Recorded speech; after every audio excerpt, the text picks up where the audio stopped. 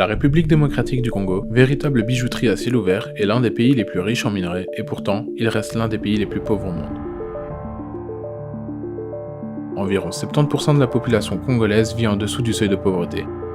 À chaque heure de la journée, on recense 48 femmes violées et un enfant sur 5 n'atteint même pas l'âge de ses 5 ans.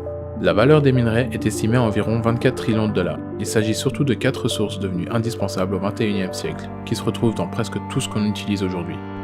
De l'avion jusqu'au téléphone, ces gisements jouent un rôle essentiel dans la fabrication des technologies. Ainsi, le Congo est le plus grand producteur de coltan à l'échelle mondiale, où s'y retrouvent environ 60% des réserves. Mais ces richesses constituent une arme à double tranchant car le Congo est au cœur d'une situation défavorable. Des millions de personnes ont péri ces 2 dernières décennies et cela continue encore sans cesse.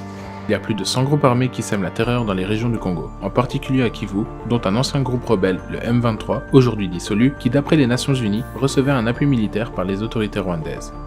De même qu'ils se voyaient livrer des armes par l'Ouganda. Dans le but de financer leurs armes, ces groupes armés vendaient des minerais dans les pays voisins, qui à leur tour exportaient ça vers d'autres pays. Les minerais passaient par l'étape de raffinerie et fonderie dans différents pays avant d'être livrés à travers le monde en produits finis sans laisser de traces. Les multinationales qui tirent profit du minerai ont un rôle central à jouer pour briser les liens entre le conflit et les minerais. C'est pourquoi la loi Dodd-Frank est apparue en 2010, obligeant les entreprises à divulguer les sources provenance de leurs minerais issus du RDC, et ainsi à traiter les chaînes de production avec plus de vigilance. La même région de Kivu qui était en majorité contrôlée par les armées en 2010 se retrouve 6 ans plus tard avec un taux de seulement 20% de minerais assujettis à des conflits armés. Mais ceci pourrait peut-être ne pas représenter la réalité. En 2012, le gouvernement a freiné une grande partie de l'activité commerciale présente dans l'est du Congo par le biais de différents boycotts. Mais ceci a eu pour effet d'accélérer la contrebande vers les frontières. Les pays limitrophes exportaient plus que ce qu'ils produisaient, comme c'était par exemple le cas pour le Rwanda. Du côté du peuple, il serait plus d'1 million au sein du secteur artisanal, dont leur gagne-pain dépend de ces minerais. Ajoutez à cela la fausse certification et le fait de mélanger les minerais entre plusieurs sites miniers en vue de compliquer drastiquement la reconnaissance de la source du gisement, ce qui rend la transparence du processus questionnable. Le minerai le plus difficile à tracer avec la plus grande valeur marchande reste l'or. En 2015, la plupart des creuseurs artisanaux se dédiaient à l'or, et 60% de ces sites miniers avaient une présence armée au cours de ces 5 dernières années. L'or aurait pu expliquer l'augmentation des différends ainsi que des violences contre les civils, surtout dans ces régions durant 2013 et 2015. La presque totalité de l'or est exportée clandestinement à l'étranger. Pour cause, 95% de l'or exporté par l'Ouganda ne provient pas de ce pays. D'après les Nations Unies, la majorité de l'or produit en RDC atterrit à Dubaï, grand importateur d'or qui paye plusieurs milliards d'euros et où les acheteurs ne posent pas trop de questions par rapport à la provenance des ressources. Les autres groupes rebelles se financent grâce à des blocages routiers ou de la taxation minière. Conformément à ces pratiques, l'armée nationale est elle-même impliquée dans la contrebande de l'or.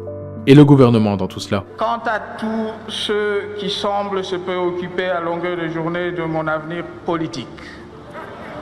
Pendant la campagne présidentielle de Kabila, la manipulation de budget public, des contrats miniers ou encore d'actifs d'État ont causé jusqu'à 4 milliards de pertes par an pour le gouvernement. Par exemple, entre 2013 et 2015, plus de 750 millions de dollars payés par les mines industrielles ne sont jamais arrivés dans les caisses de l'État. Ce genre de corruption fut révélé au grand jour grâce à la fuite de transactions bancaires confidentielles du Panama Papers où un milliardaire du nom de Dan Gertler négociait avec les autorités du RDC et une entreprise industrielle. Glencore a accordé près de 45 millions à Gertler afin d'acquérir à bas prix les droits d'exploitation pour une mine du Katanga. De cette manière, les officiers décident de revendre les droits à l'entrée sur la mine à 140 millions quand cela est censé coûter 585 millions, c'est-à-dire 445 millions de moins que le prix de base, ce qui représente plus ou moins le budget annuel total de l'éducation. Au final, l'État a perdu plus d'1 milliard de dollars de revenus à cause d'opérations pareilles. Des centaines de millions de pots de vin payés à des autorités pour des opportunités dans le secteur minier sans oublier les grandes multinationales qui minimisent les taxes payées à l'État grâce à des astuces de la comptabilité créative. Tout ceci en grande partie causé indirectement par les minerais qui continuent toujours à alimenter les conflits.